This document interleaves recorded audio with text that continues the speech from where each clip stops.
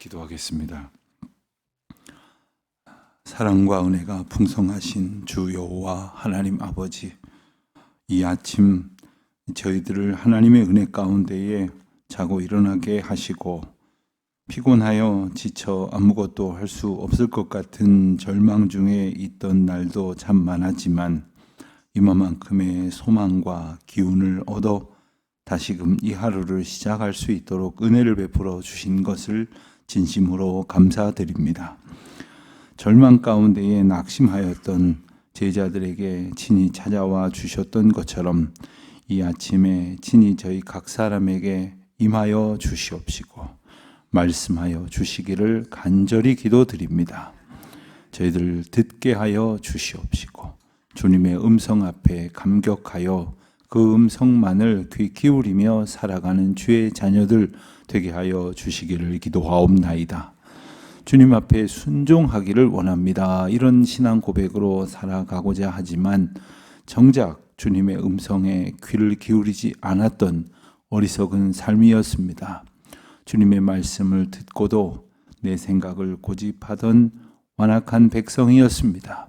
그러나 성령 하나님, 저희 마음을 기경하여 주셔서 주의 말씀이 심기워질 수 있도록 인도하여 주셨사오니 말씀이 생명력 있게 결실을 거두어 30배, 60배, 100배의 결실을 거둘 수 있도록 저희들이 주님의 말씀의 수확에 합당한 밭이 되게 하여 주시기를 기도하옵나이다.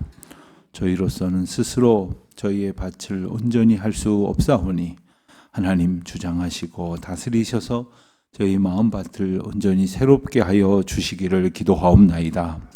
역사의 주관자이신 하나님 아버지, 지난 모든 시간 동안 이와 같은 은혜를 저희들에게 베풀어 주셨고 또 이 세상 가운데에 통치하심으로 나타내 주셨습니다.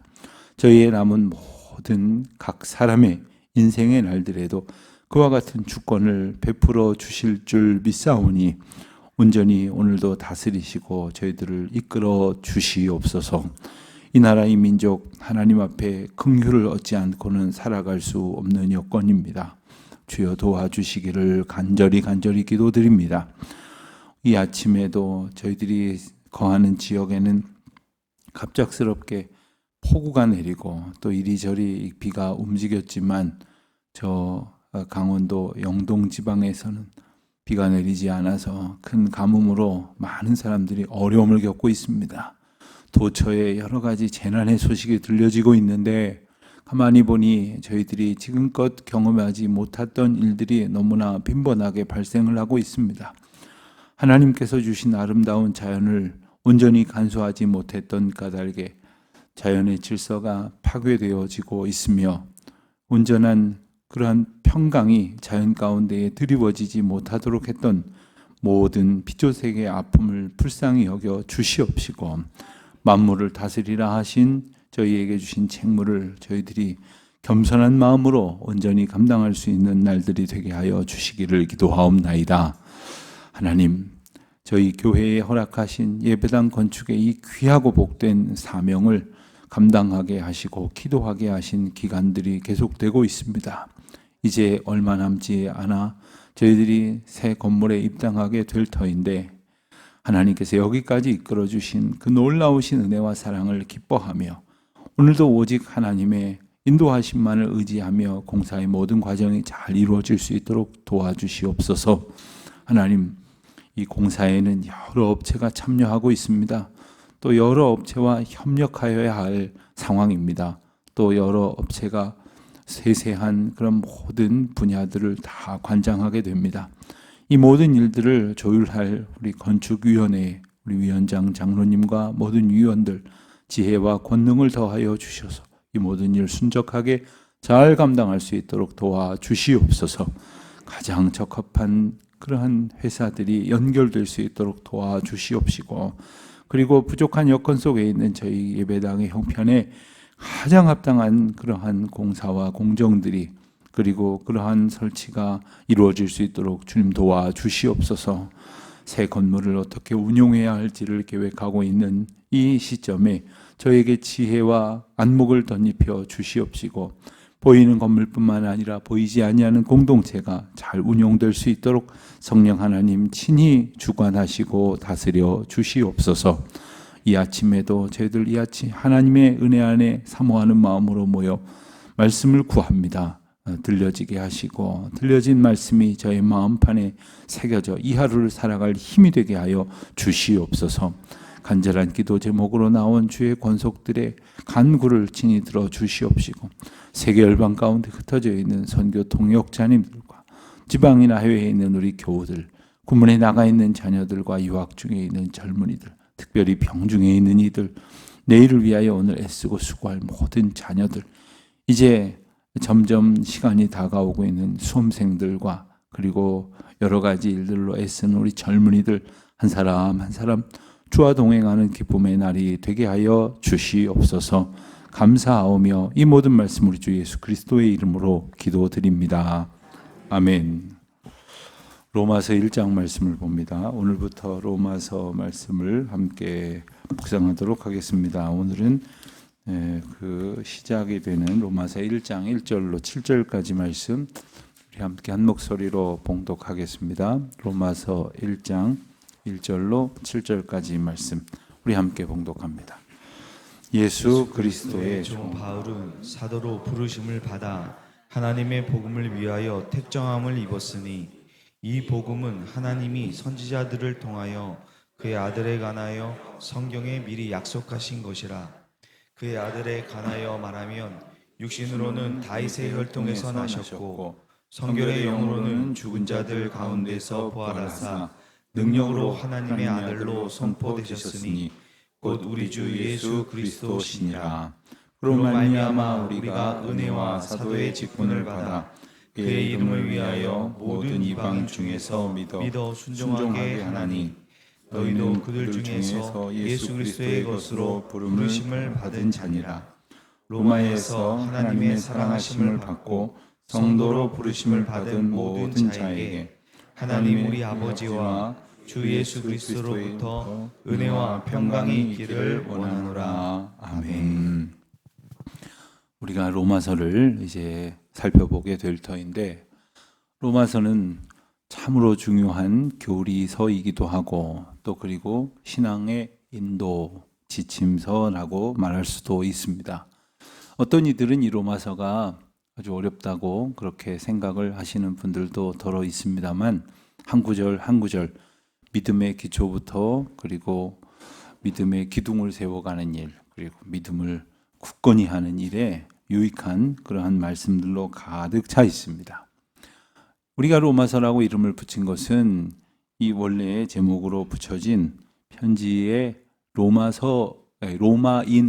로마인들에게라고 하는 표제가 붙어 있기 때문에 그것을 기원해서 로마서라고 이렇게 부르게 되었고, 우리가 1절 말씀에서 읽은 것처럼 이 편지의 저자는 바로 사도 바울인 것을 알 수가 있습니다.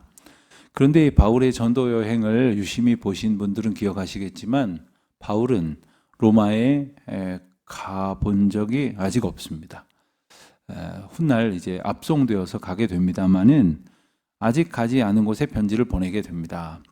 이것이 큰 차이가 있는데, 여느 바울 서신은 대체로 개인에게 보내는 것이 아니고 교회에 보내는 것이라고 한다면 그 교회를 미리 세우거나 혹은 세워진 교회를 더욱 굳건히 하는 일에 참여했다가 이제 나중에 그 교회로부터 듣게 되어지는 소식, 주로 이제 편지로 조언을 하지 않으면 안 될 그런 소식에 대해서 응답하는 형태로 편지를 보낸 것이 대부분인데, 로마에는 아직 가지 않았단 말입니다. 그럼 무슨 목적을 가지고 썼느냐? 로마에는 이미 이제 유대 공동체, 그러니까 유대 지역에서 이주하여서 정착하게 된 유대인 교인들과 현지에 있었던 이방인 교인들이 함께 어우러져서 교회가 이미 형성되어 있었습니다. 그런데 이 교회가 이제 이질적인 다른 집단이 섞여 있으므로 발생하던 여러 가지 문제가 있었는데, 그 중에 가장 큰 것은 뭐냐 하면, 이제 유대 배경을 가지고 있었던 사람들은 구약 전통에서 신앙생활을 했기 때문에 구약의 율법을 중요하게 여겼습니다. 그러니까 율법이 구원의 가장 중요한 조건이고, 그리고 선천적으로 되어진 것에 한계가 있다라고 주장하는 사람들과 그렇지 않다. 복음은 하나님께서 값없이 주신 은혜의 선물이기 때문에 그것이 행위로 말미암는 것이 아니다. 이렇게 강조하는 은혜파들이 또 있었던 거죠. 그 갈등적 상황 속에서 복음이 과연 뭐냐? 복음은 바로 구원을 주시는 하나님의 능력이다 하는 아주 함축적인 메시지를 바울이 선포하기 위해서 이 편지를 쓰게 된 것입니다. 또한 그들 가운데에 이제 여러 가지 갈등으로 인해서 로마 교회가 가지고 있는 그 무한한 가능성과 이 로마 교회가 감당하기를 기대하는 일들이 원활하게 이루어지지 않음을 보면서 격려를 하려고 했던 거죠.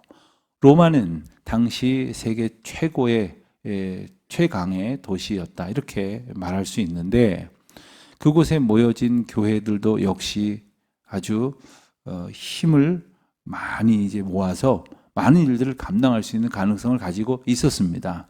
하나님께서 귀히 들어 사용하실 수 있는 역량을 가진 교회인데 이와 같은 이 내부적인 문제나 갈등으로 인해서 그 일을 감당하지 못하고 있는 것을 바울이 이제 물꼬를 트고 격려를 함으로써 그 일들을 감당하게 하기를 원했던 겁니다.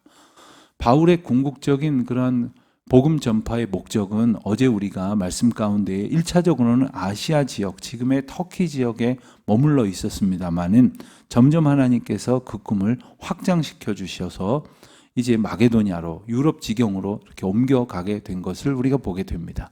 그러면서 하나님께서 이 복음이 땅끝까지 이르도록 그 복음의 도구로 바울과 사람들을 사용하신다는 것을 알게 되었죠. 당초에 바울은 로마를 중심으로 해서 동쪽, 그러니까 로마를 중심으로 해서 이 아시아 쪽에 치중하였으나 점점 더 로마 서편에도 복음이 전해져야 된다는 것을 알게 되었습니다. 그러나 이 일을 바울이나 바울의 가까운 동역자들이 다 감당할 수 없음을 알고는 로마 교회가 이 일들을 담당해주고 로마 교회가 협력하여서 이 일이 가능할 수 있도록 준비해 주기를 원했던 것입니다. 오늘날도 마찬가지입니다. 우리 한국교회가 세계 선교의 큰 일익을 담당하고 있습니다만은 모든 지역을 한국교회가 감당할 수 있는 역량이 그리고 여러 가지 통찰을 가지고 있지 못하기에 세계교회와 협력을 해야 합니다. 세계교회가 함께 모여서 일들을 감당할 수 있어야 합니다. 그 맥락 가운데에서 바울은 이 로마 교회가 이 서머나 그러니까 지금의 스페인이 되는 것이죠. 그러니까 로마의 서편 쪽 땅 끝이라고 이끌어지는 곳은 저 먼 스페인 땅 정도까지였음을 감안했을 때 그곳까지 복음이 전파되기를 소원하는 마음으로 이제 이 편지를 쓰게 되었다 하는 것을 염두에 두고 오늘 그 서두가 되는 7절까지의 말씀을 간단하게 살펴보고자 합니다.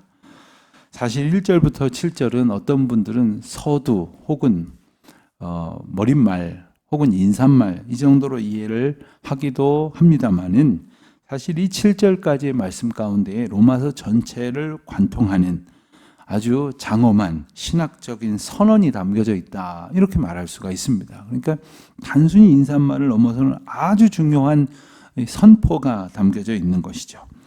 1절 말씀을 보면 이 편지의 저자인 바울이 자신의 정체성을 밝힙니다. 어떻게 밝히고 있느냐? 바울은 세 가지로 자기 정체성을 밝히는데 우선은 예수 그리스도의 종이다. 그리고 부르심을 받은 사도다.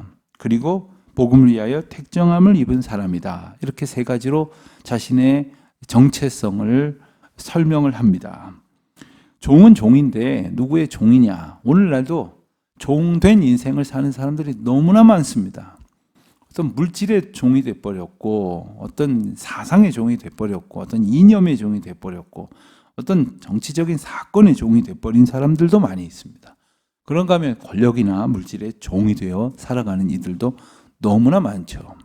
종이 되었다고 하는 것은 바로 나는 주인이 있는 사람이라는 뜻입니다. 예수님이 나의 주인이고 나는 그분의 소유다라는 자기 선언적 고백이죠. 그 예수님이 나의 인도자이시고 주권자이시다라는 고백을 한 바울은 자신이 사도로 부르심을 받았다고 또한 설명을 합니다. 사도란 아포스톨로스 해서 보냄을 받은 자라는 뜻인데, 보냄을 받은 자라는 말에 담겨져 있는 중요한 전제는 보낸 자가 있다는 말이죠. 그러니까 예수님께서 나를 보내셨다. 그런데 이 무엇을 위하여 보내셨는가? 이제 오늘 본문이 그 이야기를 하고 있는 것인데, 우선 1차적으로는 하나님의 복음을 위하여 택정함을 입었다. 여기서 택정함이란 다른 말로 하면 거룩하게 구별됨을 입었다. 이런 말로도 사용할 수가 있겠습니다. 하나님께서 이 일을 감당할 수 있도록 구별하셨다는 겁니다. 감당할 수 있을 만한 그러한 역할로 거룩하게 구분하셨다라는 말씀입니다. 그런데 그렇게 사도로 부르시고 또 종을 삼으시고 택정함을 입게 하신 이유가 뭐냐? 바로 하나님의 복음 때문인데, 이 복음이 구체적으로 어떤 것이냐를 설명하는 것이 2절 이하입니다. 이 복음은 하나님이 선지자를 통하여 그의 아들에 관하여 성경에 미리 약속하신 것이다. 복음이 무엇입니까? 라고 말하면 이 구절을 언뜻 먼저 떠올리시면 되겠습니다. 복음은 바로 예수 그리스도에 관한 겁니다. 그리고 하나님이 일찍이 선지자들을 통해서 주신, 그리고 중요한 단어가 하나 더 있다면 약속입니다. 이것이 복음입니다. 이 복음을 위하여 종 삼으시고 사도로 부르시고 택정함을 입어서 보냄받은 자가 바로 나 바울이고, 그러한 연장선상에서 내가 그대들에게 이 편지를 씁니다 라고 말하는 것이죠. 그러면 그 복음이 바로 그의 아들에 관한 약속이라고 했는데, 그의 아들에 대한 보다 구체적인 설명이 3절 이하에 나옵니다. 3절과 4절에서 각각 두 가지 중요한 그의 아들에 관한 그 정체성을 다루고 있는데, 3절을 보니까 육신적인 배경을 말합니다. 육신으로는 다윗의 혈통으로 나셨다. 이 구절이 중요한 것은 단지 예수님의 어떤 호적상의 분류를 말하려는 것이 아니라 인성을 입으신 하나님, 사람의 몸을 입고 우리 가운데 인카네이션, 성육신하신 하나님이라는 부분을 분명히 강조하는 것입니다. 또 4절에 보면 영적인 배경이 나오는데, 성결의 영, 그러니까 거룩한 영, 깨끗한 영으로서 죽은 자들 가운데 부활하셨다. 그러니까 모든 인류의 한계일 수밖에 없고 두려움의 명제라고 할 수밖에 없는 죽음을 물리치시고 승리하신 부활의 능력을 가진 분이시다. 그 하나님의 아들로 선포되신 예수 그리스도가 바로 그의 아들이다 라고 말하는 것입니다. 자, 이제 4절까지만 보아도 엄청난 이야기들이 많이 담겨져 있다는 것을 알게 됩니다. 마치 신학교에서 한 학기 내내 가르치고도 남을 만한 중요한 주제들이 다 담겨져 있습니다. 복음이 뭐냐? 또 복음의 핵심은 뭐냐? 복음의 핵심이 되는 예수 그리스도에 관한 진술은 뭐냐? 이 복음의 목적이 이제 5절 이하로부터 나옵니다. 복음의 목적은 뭐냐 하면 바로 그의 이름을 위하여 모든 이방인 중에서 믿어 순종하게 하시려고 복음을 주셨다는 겁니다. 자, 복음이 우리에게 주어졌는데 그 복음이 우리와 아무 상관이 없으면 무슨 의미가 있겠습니까?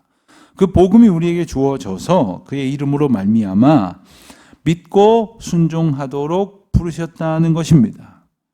그런데 여기서 중요한 것은 바로 그의 이름을 위하여 부르셨다는 것입니다. 그리고 하나님께서 은혜 가운데에 그리고 사도의 직분을 주셨음을 이제 우리가 알게 되어지는 것이죠. 사도 바울은 고백을 합니다. 내가 사도가 된 것은 은혜로 되어진 일이다. 또 주님께서 주신 사도의 직분을 받았기 때문이다. 그런데 이것이 사도 바울의 문제만이 아니라 6절에 나오죠. 너희도 그러니까 이 편지를 받는 로마에 있는 교인들, 그리고 이 아침에 이 복음의 메시지를 듣는 우리 모두도 그리스도 예수의 것으로 부르심을 받은 자다라는 것입니다. 아멘을 하려면 이런 데서 아멘을 하셔야 돼요. 예.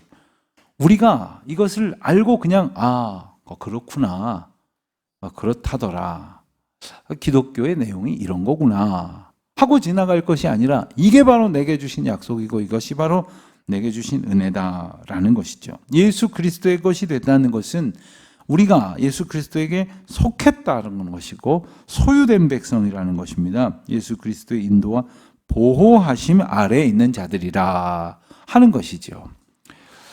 해외여행을 해보신 분들은 느끼시겠지만 저도 이번에 아프리카를 다녀오면서 느끼게 된 것은 이 이미그레이션 각 나라의 그 입국 절차를 할 때에 여권을 내밉니다. 여권을 내밀면 저만 느낀 게 아니라 대부분의 한국인들이 느끼셨다고 하는 이야기를 듣습니다. 한국 여권을 받아든 그 관리들의 표정이 우호적이에요. 굉장히 우호적입니다. 일단 기본적으로 아주 뭐 누가 어떤 나라 여권을 제시하든지 간에 아주 불편하게 대하는 그런 경험도 여러분들이 덜어 있으실지 모르겠지만 적어도 제가 경험한 바로는 한국의 여권이 보여주는 어떤 그 일종의 신용이라고 할까요? 이런 것들이 많이 변했구나 하는 생각을 하게 돼요. 왜 그렇습니까? 그 앞에 앉아있는 관리가 스탬프 하나 찍어주는 그가 저를 알겠습니까? 여러분을 알겠습니까? 그가 바로 대한민국 사람이라는 것을 보고는 대한민국의 어떤 모든 이미지와 자신이 가지고 있는 생각들을 종합해서 대한민국에 속하여 있는 사람으로서 보는 거죠. 여러분 우리가 뭐 보잘것 있겠습니까? 무슨 일을 할 수 있겠습니까? 그러나 우리가 예수 그리스도께 속한 백성이 되었을 때 사탄 마귀는 우리를 두려워하게 되는 것이고 그리고 성령은 우리를 도우시는 것이고 하나님의 일을 감당할 수 있는 능력이 날마다 부어지는 것이고 우리의 시선은 정말로 그리 멍텅한 그런 눈을 가졌을지 몰라도 주님의 영안이 우리에게 주어졌을 때 하나님의 영광을 보는 놀라운 은혜가 있게 된다는 것이죠.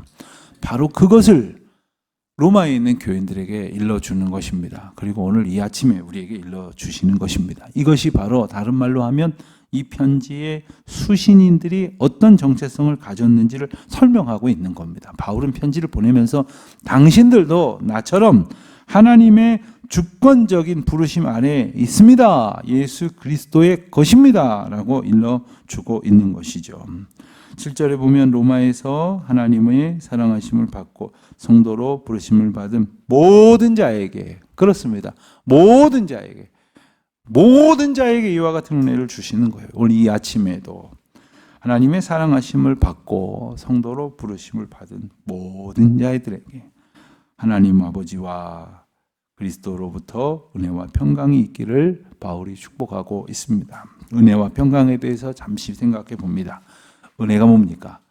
은혜는 자격 없는 자에게 주어지는 하나님의 호의입니다. 하나님께서 우리에게 어떻게 하나 보자 하시는 게 아니라 기본적으로 하나님의 사랑 가운데 우리를 바라보고 계세요. 그리고 사랑의 은혜를 우리에게 선물로 주시는데 우리가 받을 만한 아무 자격이나 아무런 우리 전제적인 그러한 우리에게 조건이나 능력이 없다는 겁니다. 그럼에도 주신 하나님의 은혜. 평강은 무엇입니까? 여러분 사람은 누구나 다 평강하기를 원합니다. 평강이 넘치기를 원합니다. 요즘은 왜 그렇게 그 여러 가지로 그 마음의 불편함 그리고 또 불안함, 염려를 가지고 살아가는 사람이 많은가? 간단합니다. 세상이 복잡해졌기 때문이에요. 이전에는 아주 단순했지 않았습니까? 만나는 사람도 뻔했고요. 몇 사람 안 됐고 그리고 오고 가는 일도 오고 가는 곳도 그저 그랬습니다. 과거엔 더 간단했죠. 근데 요즘 얼마나 복잡합니까? 수도 없이 많은 이야기들을 듣습니다.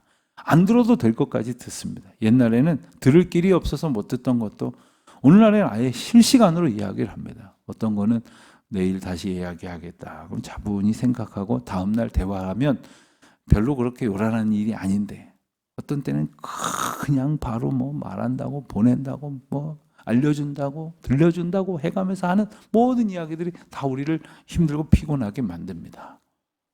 어떻게 해야 평안할 수 있습니까? 그보다 더 그것을 초월할 수 있는 하나님의 평강의 능력이 우리에게 덮여져야 합니다. 마치 저는 이 평강을 생각할 때 이불을 예를 들어요. 이불. 네. 이불이 우리를 덮을 만큼 충분히 저는 좀 이불이 커야겠지 않습니까? 예, 이불이 좁으면 자다가 불편하더라고요. 이불이 넓고 그리고 너무 무거워도 안 돼요. 너무 가벼워도 안 돼요. 예. 그 하나님께서 주시는 우리에게 주시는 평강은 마치 우리에게 아주 가장 최적화된 이불과도 같은 것입니다. 그 평강이 하나님께서 우리에게 덮어주시는 그 은혜 가운데 오게 될 것입니다. 그 은혜와 평강이 저와 여러분의 오늘 하루에도 가득하시기를 축원드립니다. 하나님 아버지, 오늘도 하나님의 은혜 가운데에 저희가 주님의 이름을 부릅니다. 주님의 이름을 의지합니다. 주여 도우시고 인도하여 주셔서 주님의 복에 합당한 백성으로 살아갈 수 있도록 이 부르심에 합당한 찬송을 부르게 하옵소서. 예수 그리스도의 이름으로 기도드립니다. 아멘.